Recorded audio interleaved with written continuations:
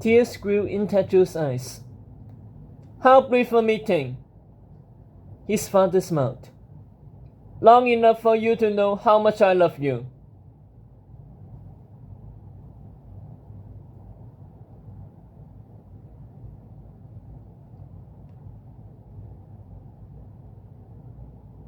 Tetros panicked.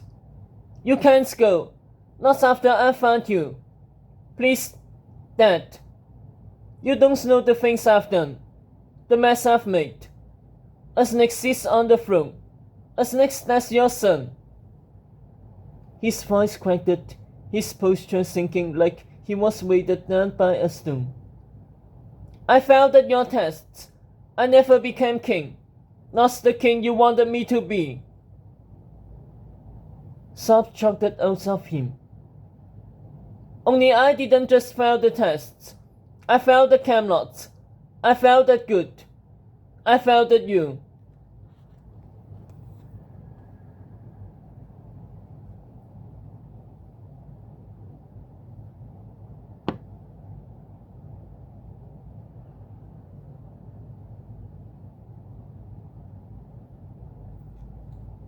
And yet you are here, said King Arthur, just as I asked you to be.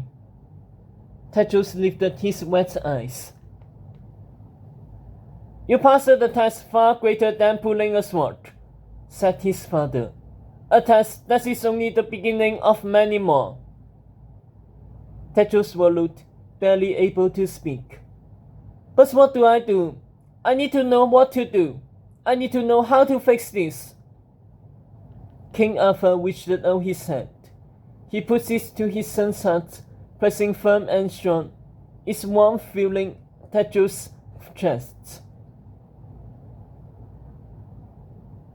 A lion was within, he said.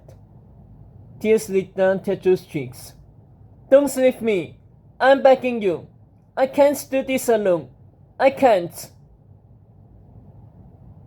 I love you, son, his father whispered, kissing his head. No, wait, don't go. Tetros gasped, reaching for him. But the prince was already falling through clouds. Tetros, a voice said. The prince rose to the smell of rich, dense earth and the comforts of a deep bed. He opened his eyes. Agatha looked down from high oak branches swaying above her, dappled by the sun. Then Tetros understood. He was in his father's grave. He was in his father's grave. Instantly, he was on his knees, scrambling out of the hole Agatha had dug, dust crumbling beneath his hands and boots, crashing him back down before he finally managed to claw himself out. He collapsed against his father's glass cross, the white star coat against his cheek as he heaved for air.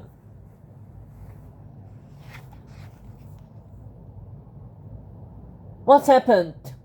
Agatha hunted, dropping on his side. He couldn't answer. How could he answer? He had seen his father. He had smelled him and touched him and felt his father's hand upon his heart. Tetros thrust his palm under his shirt where his father had left his mark. But now the moment was gone, his father lost forever, and Tetros was left with only the memory. The prince paused.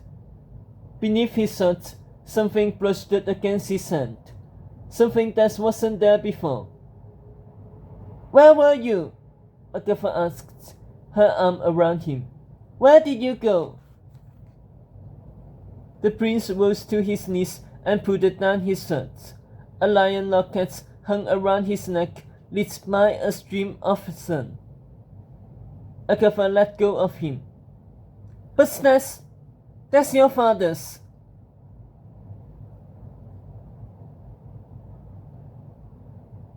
Tetros fingered the gold lion head at the end of the chain, its two sides fused together.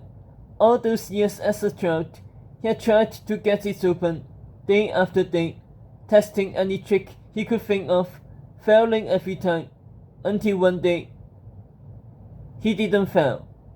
His father had given him the most assured of smiles, as if he had known it was only a matter of time.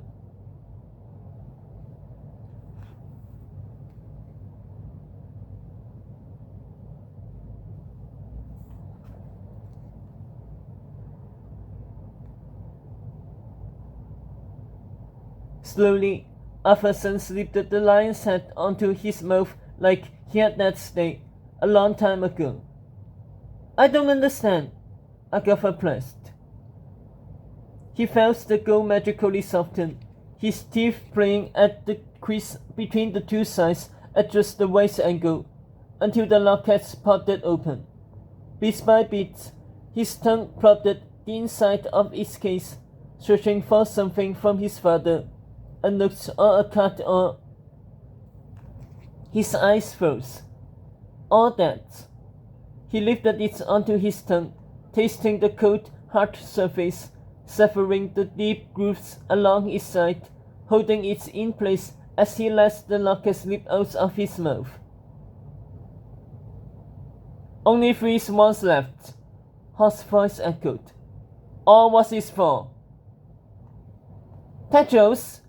Agatha asked, seeing his face. What's his? He kissed at her. So softly, so delicately, he saw her eyes widen as it moved from his mouth to hers. A glow sparkled like a flame in her big brown gaze, the two of them silent and still, sharing this moment as one. Carefully, Tedros drew his lips from hers. Agatha kept his stare as she reached the shaking fingers and pulled it out. The wing. The wing with the Saurian symbols.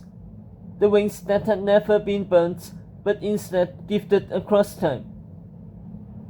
A king's true coronation test for his son. Tedros, Agatha whispered, her eyes aflame. Tedros! Blood rumbled through the prince's things from the forgotten corners of his soul, pounding at the door to his heart, harder, harder, demanding to be let in. His princess held out the wing, shining like a sword. Now it begins, Agatha thought. The prince's eyes reflected her still. Now it begins. He took the wing onto his finger, the door to his heart whipping open.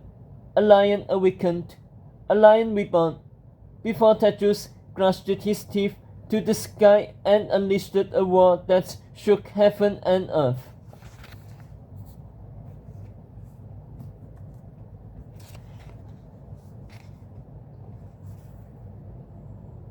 Just her and Agatha, high in a tree. The way they once were, atop an ark in Gafferton, before a steam arrived and kidnapped them into the woods. It was on a branch just like this that they had their final moments together before everything changed. And suddenly Sophie understood. The flower she had opened.